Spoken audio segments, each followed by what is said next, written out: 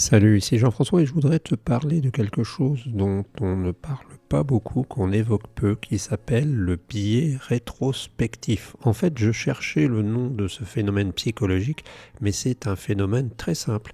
Biais, ça veut dire qu'on a biaisé, qu'on est parti de travers, et rétrospectif quand on regarde le passé. Pourquoi est-ce que je te parle de ça? Parce que j'ai l'impression que peu de monde en est conscient, mais qu'en fait il existe une tendance de l'être humain, une fois que les choses sont arrivées, à imaginer que ces choses étaient évidentes et que finalement ça allait de soi. Et finalement c'est un biais de la même manière qu'il y a des biais cognitifs, tout simplement parce que les personnes voyant la solution sont persuadées que c'était évident. Et si je te parle de ça, c'est parce que dans les années 80, j'avais quelques amis qui jouaient à la bourse et qui commençaient à se former en économie. Et ils avaient construit, enfin préparé une sorte de petit groupe finalement motivé de gens qui voulaient jouer à la bourse. Et en fait, ils imaginaient qu'ils allaient devenir millionnaires en mettant leurs moyens, en mettant leur argent, en mettant leurs compétences, leur travail ensemble. Ce qui n'était pas une mauvaise idée, mais en fait, ça c'est tombé à plat. Pourquoi? Tout simplement parce que dans un premier temps, ils ont essayé d'avoir, je crois que ça s'appelait un flux Bloomberg à cette époque, ça existe peut-être toujours, qui consistait à avoir toutes les infos en temps réel, avoir un desk, comme on dit, je crois, un bureau sur lequel tu vas avoir tous ces écrans et puis pouvoir jouer en ligne, jouer avec des guillemets. Et en fait, comme ils n'ont pas pu faire de bénéfices suffisants, ils n'ont pas continué. Mais il y a une autre raison pour laquelle ils ont échoué, c'est parce qu'ils étaient victimes du biais rétrospectif. Pourquoi? C'était parce qu'ils étaient victimes du biais rétrospectif, au sens où ce qu'ils voyaient pour les actions, ça paraissait évident. Je prends un exemple. Imagine que je regarde les actions de Microsoft. Imagine que je regarde les actions de Apple, ou imagine que je regarde le Bitcoin. Si tu regardes ces trois valeurs, tu te dis que depuis, alors je ne sais pas depuis combien de temps est coté le Bitcoin, mais des entreprises comme Microsoft et puis comme Apple sont cotées depuis très longtemps. Tu te dis que si tu avais investi en 2000, même pas en 90, dans Apple ou dans Microsoft, tu aurais peut-être multiplié par 270 ton capital. Alors tu te dis, si j'avais investi 1000 euros, j'aurais 270 000 euros. Et 10 000 euros, j'aurais, etc. Seulement, franchement, est-ce que tu penses qu'à l'époque, tu aurais vraiment investi 1000 euros ou 2000 euros sur ces boîtes? Pourtant, tout le monde savait que Microsoft fonctionnait bien. Mais on était loin d'imaginer que ça allait être multiplié par je ne sais pas combien, des centaines.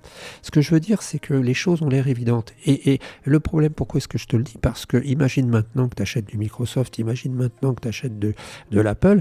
Bon, c'est sûr que tu vas peut-être avoir ou du Bitcoin ou de l'Ether, j'y connais rien. Tu vas peut-être avoir des bons moments, mais peut-être aussi que tu vas tout perdre. C'est le principe finalement de ce qui se passe quand on a un krach boursier, c'est-à-dire que souvent, pas toujours, mais j'ai participé à ça aussi à un moment. Moi, je me rappelle, dans les années 92-93, j'avais un ami qui était employé dans une entreprise, dans une usine, et qui gagnait plus avec la bourse que qui gagnait finalement dans son travail, quoi. Il s'était dit, je vais finir par arrêter, et puis je vais finir par ne faire que de la bourse. Seulement, ce qui s'est passé, c'est qu'il a pris de l'élan, il a pris de la confiance, il a continué à croire qu'il était bon, et puis il a investi dans un peu n'importe quoi, et puis la bulle s'est écroulée, et puis il s'est retrouvé à avoir perdu tout ce qu'il avait gagné finalement. Donc le principe, c'est très important que tu le comprennes, c'est aussi la raison pour laquelle bien souvent on dit, comme c'est écrit sur mon petit écran ici, oui je le savais, c'est le syndrome du je le savais. Donc le biais rétrospectif, quand tout semble évident, après coup, et c'est là que c'est très important de dire après coup. Le biais rétrospectif, qu'on appelle hindsight biais en anglais, hindsight biais en anglais, bias en anglais, est une illusion cognitive, c'est important, qui fait croire après qu'un événement s'est produit, que nous l'avions prédit et qu'il était évident. hein, c'est ça finalement. Ce phénomène influence alors notre perception de l'histoire, du sport, de la politique et même de notre propre vie. Bah oui, on aurait pu dire, ah bah oui, bah regarde la guerre en Ukraine, c'est évident, il avait massé des chars sur la frontière. Et puis c'est évident, Poutine, il allait envahir. Si ça se trouve, Poutine au dernier moment, il s'est demandé j'envahis ou pas. Peut-être même qu'il a lancé une pièce de je sais pas combien de roubles en l'air et puis qu'il s'est dit pile ou face. Mais tu vois, on croit que le Titanic, alors ça ne veut pas dire qu'on ne peut pas prévoir des choses, ça veut dire qu'on ne peut pas prévoir tout à l'aune simplement de ce qu'on sait maintenant. Le Titanic, on aurait dû le voir venir, dit-on. Le 15 avril 1912, le Titanic, hein, qu'on a popularisé avec le film, après avoir heurté un iceberg. À l'époque, le paquebot était considéré comme insubmersible, hein, donc il ne pouvait pas couler, il avait des caissons, tout ça, étanches. Pourtant, après le naufrage, beaucoup ont affirmé que cette catastrophe était prévisible. Il naviguait trop vite, il n'y avait pas assez de canaux de sauvetage et les icebergs étaient nombreux dans l'Atlantique Nord. Pourtant, avant le drame, peu de personnes s'inquiétaient réellement du danger. Ce n'est qu'après coup que tout semblait évident. Oui, il y a un autre problème aussi, c'est le problème de l'économie. Hein, c'est le problème de l'économie, la vraie économie, hein, pas l'économie, la science, entre guillemets, qui n'est pas une science. C'est aussi que souvent, quand on a un phénomène et quand on a un engin qui fonctionne, eh bien, on réduit finalement les dépenses et les obligations jusqu'à arriver à un moment où il y a une catastrophe. Hein, si par exemple tu as l'aérien, qui est un secteur que je connais un peu et qui est vraiment un secteur d'excellence pour la sécurité. La preuve, on a eu très très très peu d'avions qui se sont crashés depuis quelques années, même si aux États-Unis il y a eu une petite série là. Eh bien, finalement, le problème aussi, c'est qu'à partir du moment où sans arrêt on réduit finalement les sécurités, on va jusqu'à un point où il y a la catastrophe. Et ça marche comme ça, sous forme de sinusoïde, c'est-à-dire qu'à des moments, eh bien, on va mettre beaucoup de travail pour rendre la catastrophe impossible, et puis au fur et à mesure, on descend jusqu'au moment où finalement il y a un équilibre entre les efforts consentis et la probabilité d'avoir un accident. Donc le 11 septembre 2001, on aurait pu le voir aussi, voir les signes. Ben oui, on sait après, donc c'est facile. Après les attentats du 11 septembre 2001, de nombreux experts et responsables politiques ont affirmé que les signes avant-coureurs étaient clairs. Des rapports des services de renseignement indiquaient une menace terroriste imminente et plusieurs pirates de l'air étaient surveillés. Pourtant, avant l'attaque, ces informations étaient noyées parmi des milliers d'autres. Et voilà, hein, on va retirer la bonne information qui va être importante et on va dire, ah ben on le savait parce que là, eh bien, il y avait une source. Bah oui, mais tu avais peut-être aussi 100 autres personnes qui risquaient de commettre des attentats qui ne les ont pas commises. Une fois la tragédie survenue, beaucoup ont eu l'impression que des indices étaient évidents, illustrant ainsi parfaitement le biais rétrospectif. Les élections et les erreurs de prédiction. Lors des élections présidentielles, le biais rétrospectif est omniprésent. Prenons l'élection de Donald Trump en 2016. Après son élection, de nombreux experts et médias ne le voyaient pas gagner face à Hillary Clinton. Mais après sa victoire, certains ont affirmé que c'était évident. Son discours populiste, sa présence médiatique et le rejet du système par une partie des États-Unis rendaient la victoire inévitable. Sauf que beaucoup de ces mêmes personnes ne l'avaient pas prévu à l'avance. Hein, et ça, tu le retrouves aussi apparemment après 2008, quand la reine Elisabeth est allée visiter, je crois c'est le LSE, London School of Economics, et où elle a demandé à ces gens qui étaient devant elle et qui étaient contents de la voir, flattés de la voir, mais messieurs, vous qui comptez des prix Nobel parmi vous, comment est-ce possible qu'il y ait eu la crise alors que tout le monde nous explique qu'elle était prévisible? Bah oui, c'est le même principe, hein, on a beaucoup finalement de fer au feu, et quand il y en a un qui pose des problèmes, eh ben on dit que c'était évident, alors que pour les autres, c'était presque évident. Le biais rétrospectif est courant dans le sport aussi. Lors de la finale, par exemple, de la Coupe du Monde 2018, la France battait la Croatie 4-2. Après sa victoire, beaucoup ont dit que c'était évident que la France allait gagner. Pourtant, avant le match, l'issue était incertaine, et la Croatie avait impressionné tout le monde en battant l'Angleterre en demi-finale. Ben oui. Alors, je suis pas très spécialiste du foot, mais ça a l'air clair. Le biais rétrospectif dans nos vies. Nous sommes trop victimes de ce biais au quotidien. Lorsqu'un ami nous raconte qu'il a rompu avec son partenaire, nous avons tendance à dire « Je le savais, ça se voyait, ça n'allait pas durer ». Pourtant, avant la rupture, il y avait sûrement des doutes, et l'issue n'était pas nécessairement évidente. Pourquoi sommes-nous victimes du biais cognitif? Ça, c'est intéressant. Notre cerveau aime donner du sens aux événements après qu'ils se sont produits.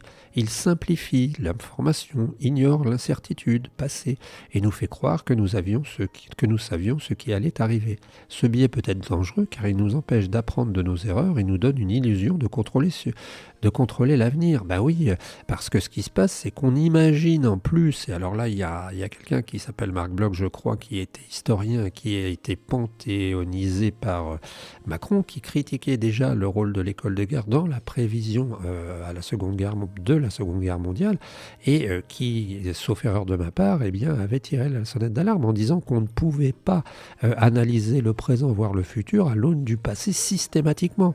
Si par exemple je te dis, je prends une boule de pétanque, ne fais pas ça bien entendu, je la laisse tomber sur mon pied, je me fais mal. La chose que je vais me dire, c'est que si la loi que je vais en déduire, c'est que si je laisse tomber un objet lourd sur mon pied, je vais me faire mal. En revanche, ça c'est de la physique, c'est-à-dire que tu peux pas faire autrement. Tu vas lâcher ta boule, elle va tomber à la verticale, si tu as le pied dessous, tu t'écrases le l'ongle. En revanche, quand ça devient des sujets comme la géopolitique, quand ça devient des sujets comme le sport, quand ça devient des sujets comme l'économie, eh bien dans ces cas-là, on a des facteurs qui ne sont pas finalement possibles à prendre en compte, qui sont parfois psychologiques et qui sont parfois le hasard. Le hasard n'existe pas quand je lâche une boule de pétanque et qu'elle me tombe sur le bout du pied. En revanche, si je rentre dans le cadre d'une situation complexe, le hasard peut exister et différents événements peuvent exister, différents éléments. Alors bien sûr, la contrepartie de cela, c'est que les gens qui vont avoir finalement s'être exprimés au bon moment, avant de manière claire, vont passer pour des devins. Mais parfois, ça peut être simplement une personne qui avait eu la chance de partir sur une idée. Il y a un autre biais cognitif qu'on avait vu qui disait que parfois, quand on nous demande notre avis, il est rarement fondé sur une réflexion, on va dire mathématique et logique, mais plutôt sur une sorte d'évaluation du cerveau, d'un cerveau qui n'explique pas et qui conçoit du sens et des explications après. Donc voilà ce que je voulais dire. Il est important pour toi que tu saches que le biais rétrospectif est un phénomène qui peut nous tromper. Je te rappelle, tu achètes des actions de, je sais pas, moi je vais prendre n'importe quel, l'air liquide parce qu'il a monté depuis 10 ans de 300%. Tu te dis, ah super, l'air liquide monte de 300%, j'en achète. Ben oui, mais c'est souvent ce qui se passe. Alors, je ne connais pas l'air liquide, mais rien n'empêche l'air liquide de dévaler de 50-60% dans l'année qui viendra. Voilà, c'était un petit post juste pour expliquer ça. Je pense que c'est important. Vous avez compris ce que je voulais dire. Vous avez sans doute des exemples dans votre famille à droite à gauche où vous vous êtes dit parfois que certaines personnes exagéraient un peu quand elles disaient après « je l'avais bien dit ».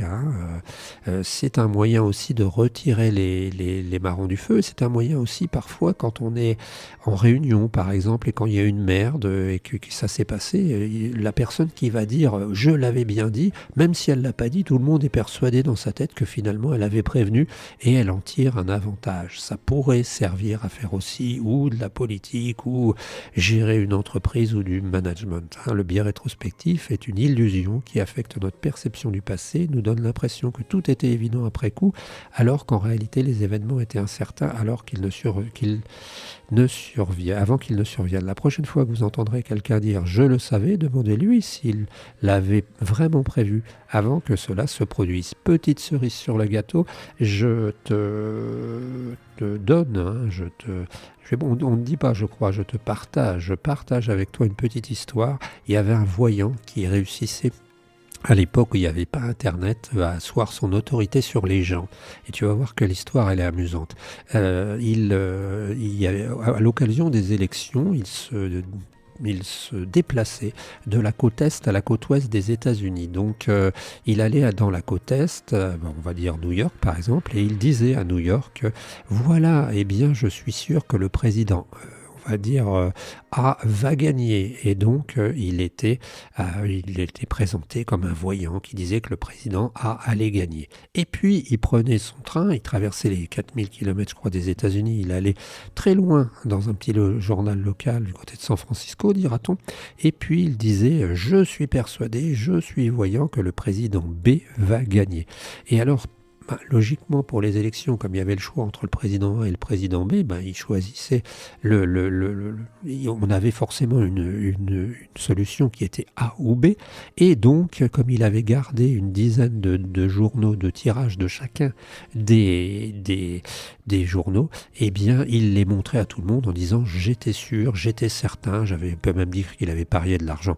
Et en fait, il y a aussi une autre chose très importante pour terminer sur ce biais rétrospectif, c'est que les gens oublient les prédictions et qu'on a tendance à simplement retenir que ce qui était important. Et ils l'oublient d'autant plus que ça pourrait être dramatique. Si les gens avaient dit par exemple le Titanic peut... Un devin ou un spécialiste avait dit le Titanic, attention, il risque de couler, et qu'il n'avait pas coulé, on aurait automatiquement oublié, parce que chez nous, il y a une tendance à oublier. Voilà, il y a beaucoup de choses psychologiques finalement à chercher, beaucoup de ressorts psychologiques qui ne sont pas toujours formulés chez nous, qui sont intéressants, comme cette histoire aussi, je vais m'arrêter parce que je suis très bavard, de l'homme qui finalement cherche à comprendre, parce que l'homme, s'il cherche à comprendre, ça n'est pas pour rien, s'il cherche à créer du sens, ça n'est pas pour rien. On peut être surpris, par exemple, pour les dictateurs. Les dictateurs sont des gens qui finalement créent du sens aussi, ils créent un narratif. Pourquoi ? Parce que l'homme, je pense, au fond de lui-même, depuis qu'il est homme, est soumis à finalement l'obligation d'expliquer les choses ou d'expliquer le monde pour pouvoir ne pas mourir de ce monde. Donc, comprendre la situation le rassure. On se retrouve très bientôt. N'hésite pas à commenter. C'était Jean-François. Ciao l'ami.